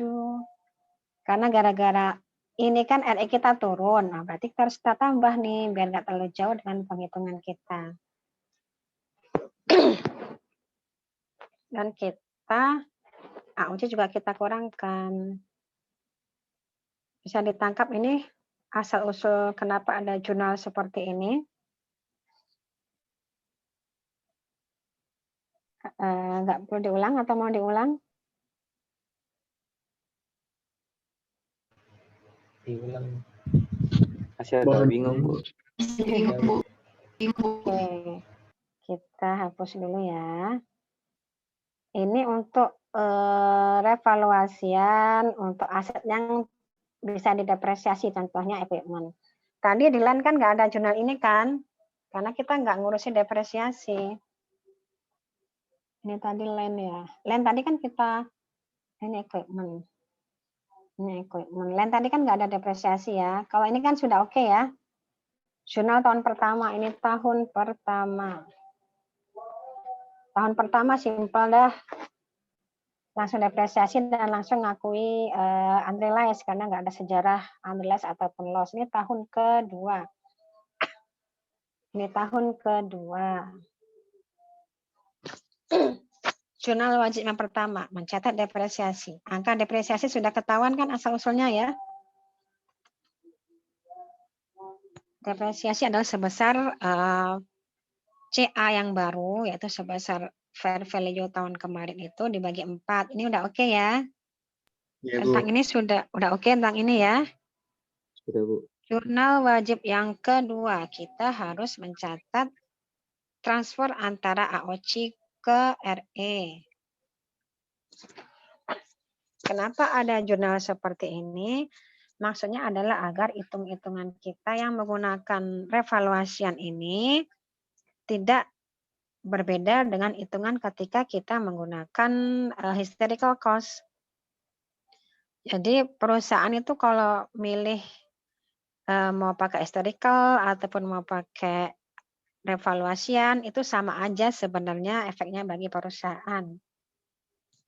Nah ini kenapa kita pakai ini? Tadi disebutkan bahwa agar hitungan kita nggak jauh berbeda ketika kita menggunakan historical cost gitu ya. Terus asal-usulnya bagaimana gitu. Ini tadi kita lihat original depresiasi tiap tahun tadi kan 200. Oke nggak? Sudah ketahuan asal-usulnya 200? Sudah, Bu. Oke, kan memang sejarahnya 200 kan. Ini harusnya kita kan 200 ya. Nih, harusnya nih kalau kita pakai historical cost nih ya. Historical cost 200, original depresi 200. Depresiasi menggunakan fair value ternyata di sini 237. Ini kan angkanya ya. Berarti tahun ini expand kita, tahun kedua ini ya.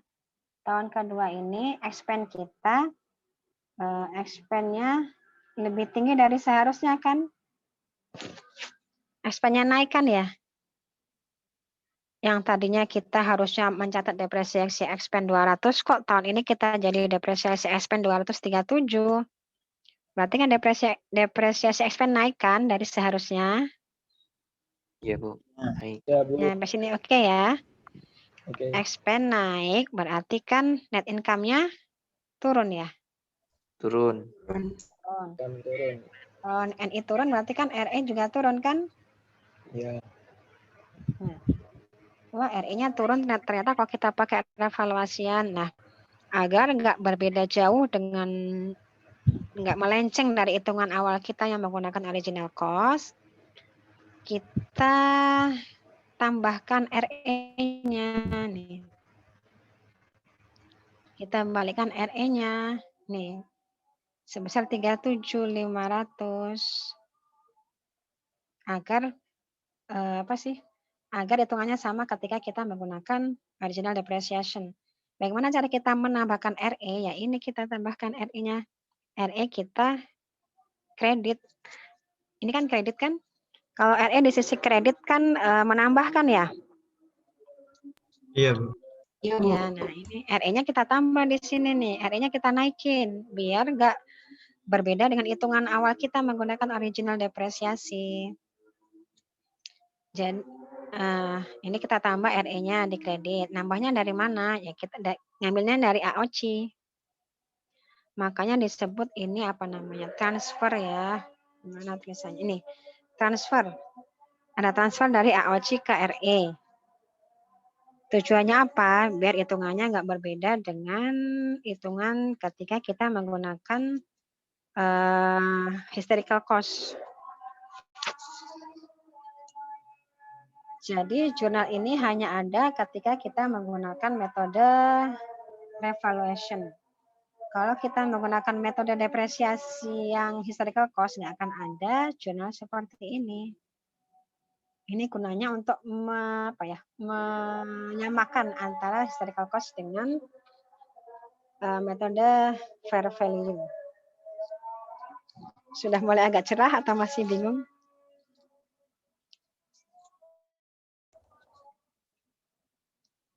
Masih gelap? Cerah, Bu. Udah agak cerah? Cerah. Ya udah mulai agak cerah ya. Sudah agak jelas, Bu. Oke. Cerah, Bu. Cerah. Oke, ini lagi apa? Lagi azan, saya skip dulu sebentar ya.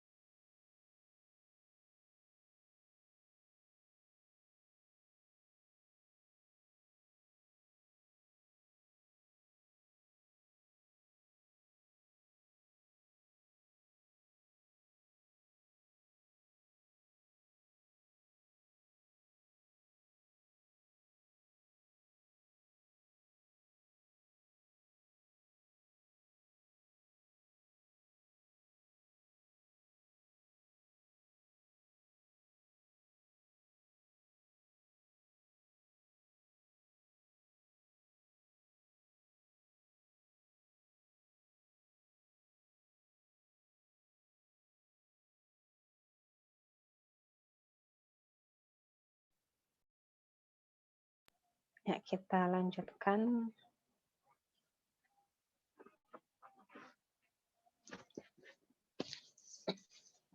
Itu tadi tentang jurnal wajib yang kedua ya. Jadi untuk tahun kedua, kalau tahun pertama tadi kan ini tahun pertama jurnalnya hanya simpel, yaitu jurnal depresiasi dan mencatat revaluasinya. Tahun kedua mulai agak banyak jurnalnya. Tahun kedua, jurnal pertama jurnal wajib depresiasi ya mungkin kita anggap seperti itulah. Jurnal untuk mencatat untuk menyamakan depresiasi dengan original cost dengan metode cost. Jadi kita catat transfer dari AOC ke RE. Nanti bagaimana kalau ternyata depresiasi fair value lebih rendah? Nah, itu nanti ada contoh lanjutannya. Jurnal kedua oke, sudah. Jadi kita sudah bisa menghitung kira-kira CA-nya adalah 712.500. Ini tahun 2020. 2020 kan awalnya 950, ternyata berdasarkan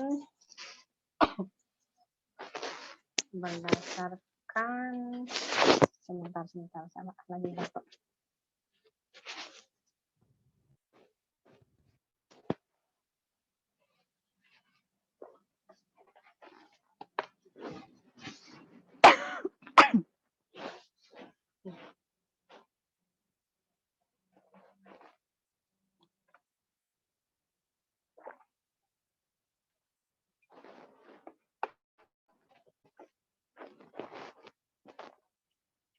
Maaf.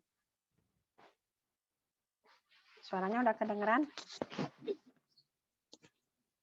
Kedengeran, Bu. Udah. Tadinya sampai mana ya? Ini tahun 2020. Oh ya, sudah jurnal wajib ya. Sekarang kita ngurusin revaluasi. Ternyata fair value-nya 570. Padahal tadi setelah kita mencatat depresiasi, CA-nya jadi berapa sih? CA-nya ini. Ini CA. Setelah kita depresiasi. Kemudian ngurusin depresiasi kan udah nih, udah dapat CA. Sekarang kita baru ngurusin revaluasi. Kata appraisal ternyata harga pasarnya adalah 570. Jadi naik apa turun? CA-nya 712.500, fair value 570.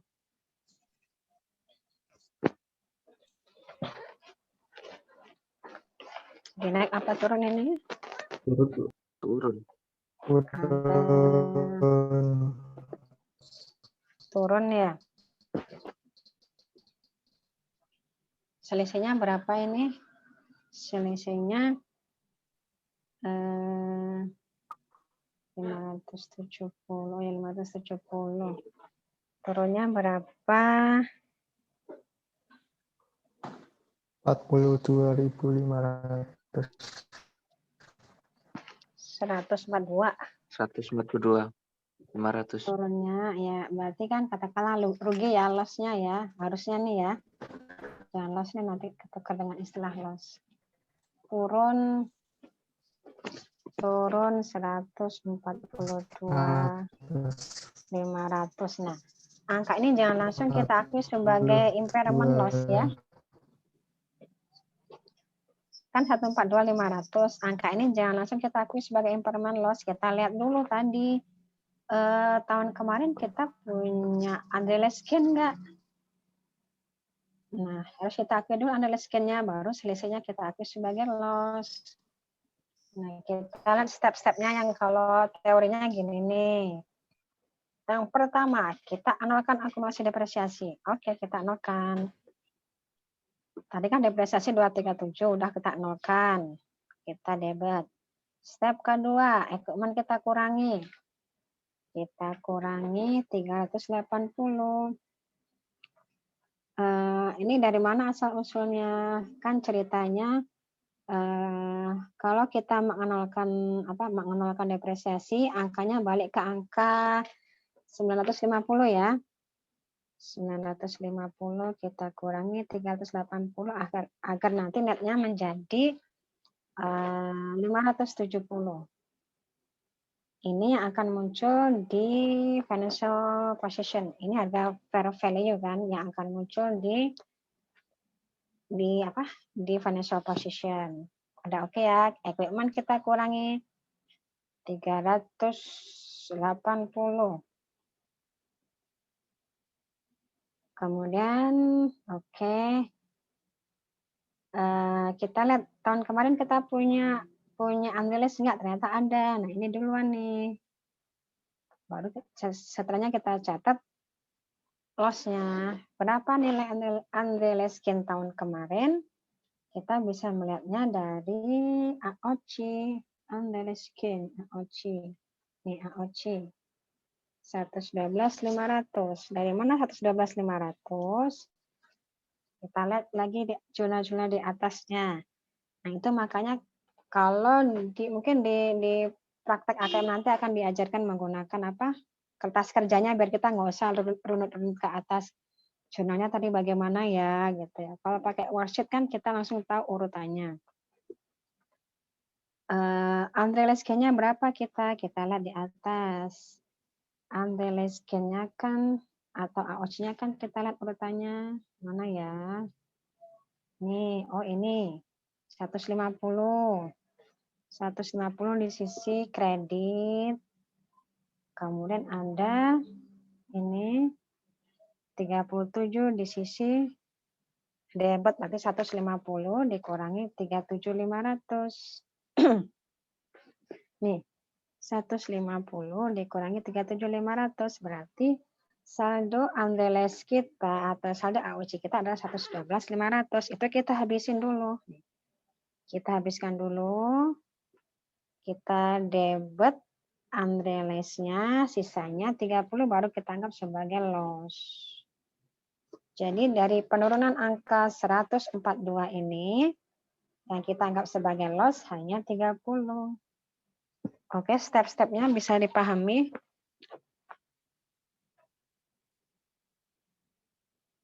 Oke ya. Izin bertanya, Bu. Oke. Silakan. Yang bagian debitnya itu berarti kita nyatet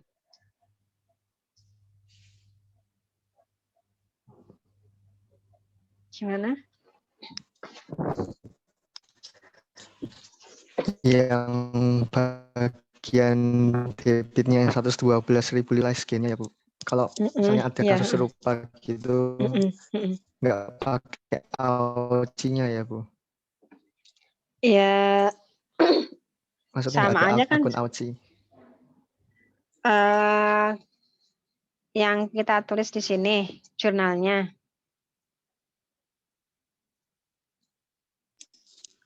Iya, Bu. Kalau di sini kita masih pakai unrealized gain. Kita pakai saldo kata-kata AOC itu kalau kita sudah closing, sudah tutup sudah ini sebentar, ini menggunakan unrealized gain.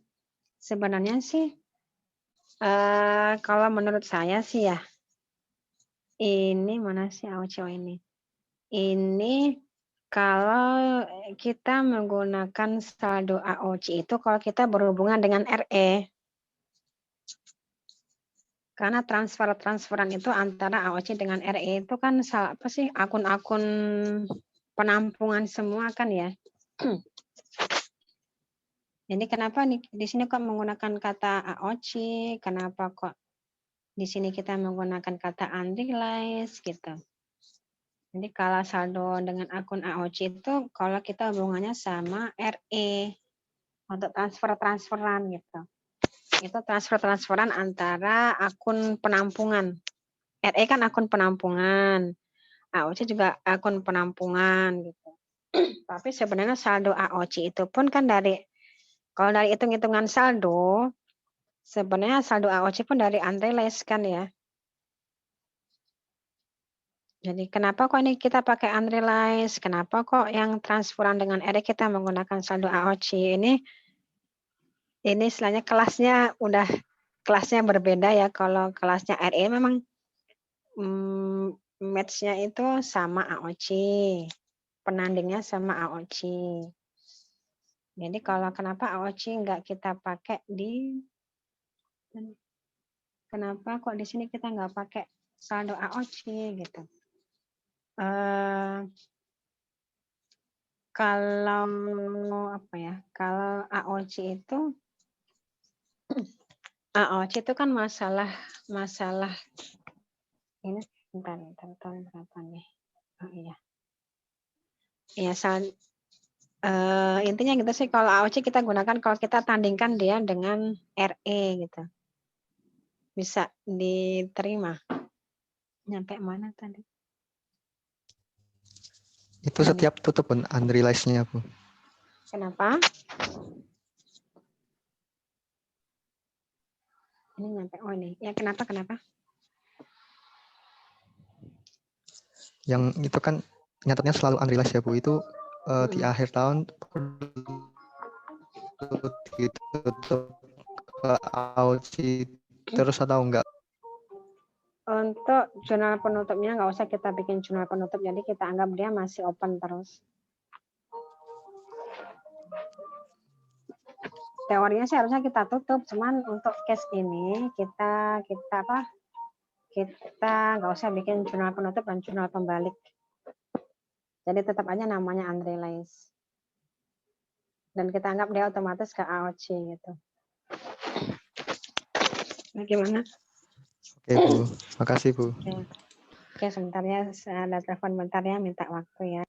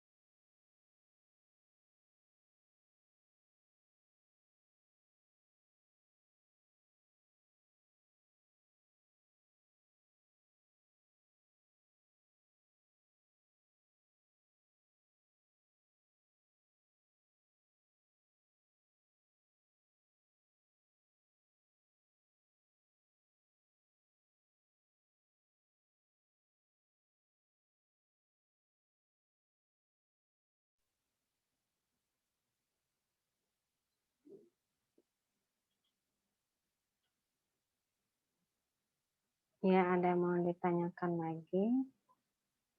Ini tadi sampai mana? Jurnal kedua. Ini tadi untuk tahun kedua, jurnal ketiga adalah sebagai berikut. Kalau tahun pertama tadi kan jurnalnya hanya jurnal depresiasi dan mencatat selisih harga.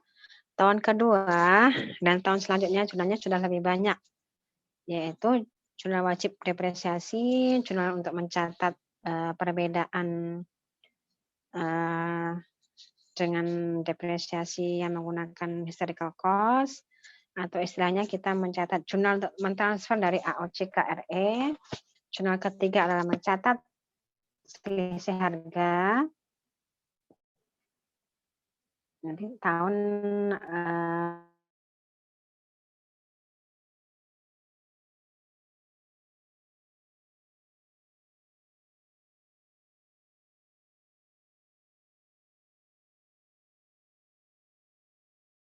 tahun ketiga, jurnal wajib pertama dari tadi ada 570 dibagi 3 tahun, udah oke.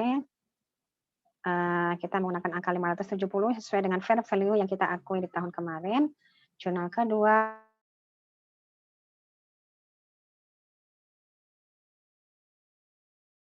urusan transfer.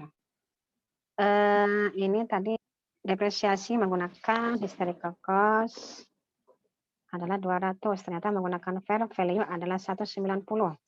Berarti di tahun ini expense kita turun ya. Expense kita turun berarti NI-nya naik apa turun? Naik. NI naik berarti RE juga naik. Berarti kan wah nggak sama nih dengan hitungan historical cost kita. Berarti kita netralkan, kita apa sih? Kita samakan ya. Kita samakan dengan hitungan historical cost. Ini kan naik. Kita netralkan berarti kita turunin ya. Turunin RE adalah dengan cara di debit. Di debit sebesar 10 kan selisihnya ya. Ini di debit, RE, penandingnya adalah AOC di sisi kredit. Jadi transfer antara AOC dengan RE seperti itu. Ini jurnal yang kedua sebelum kita ngurusi angka fair value yang baru. Sampai sini udah oke ya. Jadi kalau nggak mau pusing seperti ini, kita hafalkan saja. Oh, kalau nilainya lebih rendah, berarti RE-nya di sisi debit gitu. Yang penting kita tahu asal usulnya, kenapa kok ada jurnal seperti ini gitu. Kemudian jurnal ketiga, baru kita ngurusi angka revaluasi. Ini setelah depresiasi nilainya adalah CA-nya 380. Ini setelah kita depresiasi di tahun 2021. Tapi ternyata fair value-nya adalah 450. Naik apa turun? Naik ya.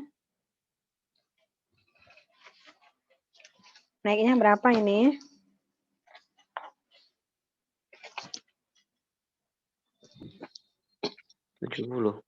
Naik 70. Angka 70 jangan langsung kita anggap sebagai unrealized gain. Tapi kita lihat dulu tahun kemarin kita punya loss apa tidak gitu ya. Sisanya baru kita catat sebagai unrealized gain. Nah, jurnalnya seperti tadi kalau Kyoso bilanginnya begini ya, reduce accumulated depreciation. Nanti kita debit nih 190 sebesar depresiasi tadi. Kemudian mengurangi equipment sebesar 120. Ini sisi kredit nih, ini kurang ke sono. Kita kurangi 120 agar nilainya menjadi 450. Ini dari mana? 570 dikurangi 450. Iya, 450. Ini ketika sudah kita nolkan akumulasi depresiasi kan nilainya menjadi 570. Nilai fair value akan muncul di financial position 450, berarti yang kita jurnal adalah 120. Step ketiga, kita lihat kita punya impairment nggak tahun kemarin? Ya, impairment tidak ya. Kita melihat tahun kemarin ada impairment, oh ada 30.000 nih, berarti kita habiskan dulu. Kita habiskan dulu impairment-nya 30.000. Sisanya menjadi unrealized gain 40. Kita urut dari awal dulu. Ini 1, 2, 3, 4. Itu urutannya. Nah, ini tahap belajarnya ya. Nanti kalau sudah tahap ahlinya kan teman-teman mungkin nggak usah. Nggak tahu 1, 2, 3, 4-nya. Pokoknya angkanya sekian-sekian itu sudah, kalau sudah banyak latihan insya Allah bisa seperti itu. Ini untuk pembelajarannya seperti itu ya, step-stepnya. Jadi ini sama ini kan 70.000 nih ya. Sebesar kenaikan yang tadi. Nah, stepnya seperti itu. Kemudian udah oke, ini worksheet-nya. Kemudian ternyata dijual nih, harga terakhir CA-nya berapa ya? Nggak hafal. Harganya 450 ya. Kemudian dijual ternyata 450 nih. Sama, jadi nggak ada untung, nggak ada rugi. Nggak ada untung, nggak ada rugi. Jadi cash pada equipment sudah hilang nih. Equipment sudah hilang. Tapi kan kita masih ada catatan AOC dari equipment tadi. Makanya AOC-nya kita hapuskan, kita pindahkan ke RE. Makanya disebut transfer. Sebesar apa nih saldonya berapa ya? Harus kita lihat di worksheet atau di urutan-urutan jurnal yang tadi gitu. AOC. Terus kita urutin nih. AOC-nya. Ini kalau misalnya kita nggak mau pakai worksheet misalnya ya, tapi pusing juga kalau nggak pakai worksheet sih. Ini analyze gain 40 tambah ini 10, 50. Nah, kalau pakai worksheet kan kita ketahuan nih ya, oh angkanya 50 gitu. Jadi kita nggak harus cari-cari jurnalnya. AOC 50 dialihkan ke RE 50.000. Seperti itu urutannya. Bagaimana? Ruwet atau cerah nih?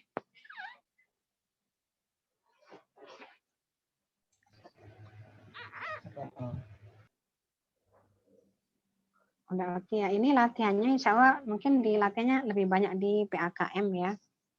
Kalau di AKM sendiri hitungannya sih biasanya nggak terlalu seruat ini gitu. Kalau AKM itu lebih pada pendalaman materi. Jadi pemahaman materi kalau di titik tekannya AKM itu. Makanya lebih banyak ke teori-teori dan apa-apa yang mendasarinya gitu. Nanti insya Allah akan lebih diperdalam lagi di PAKM. Ini hanya gambaran awal saja biar nggak ngeblank gitu ya. Ada yang mau ditanyakan?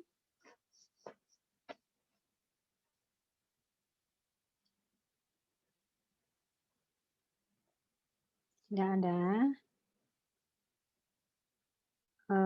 Kalau yang dari PR kemarin ada yang mau ditanyakan, nanti silakan WA saja ya, bisa Japri, bisa di grup, karena kita kan mau kuis ya. Jadi jika tidak ada pertanyaan, saya anggap materinya sudah selesai. Bagaimana? Ada pertanyaan? Tidak ada ya. Jadi saya anggap materinya selesai. Jadi kita bersiap untuk kuis. Mohon maaf jika ada penjelasan yang kurang jelas. Mohon maaf jika masih ada yang bingung. Sekian saja dari saya. Kita tutup dengan membaca doa. Berdoa mulai.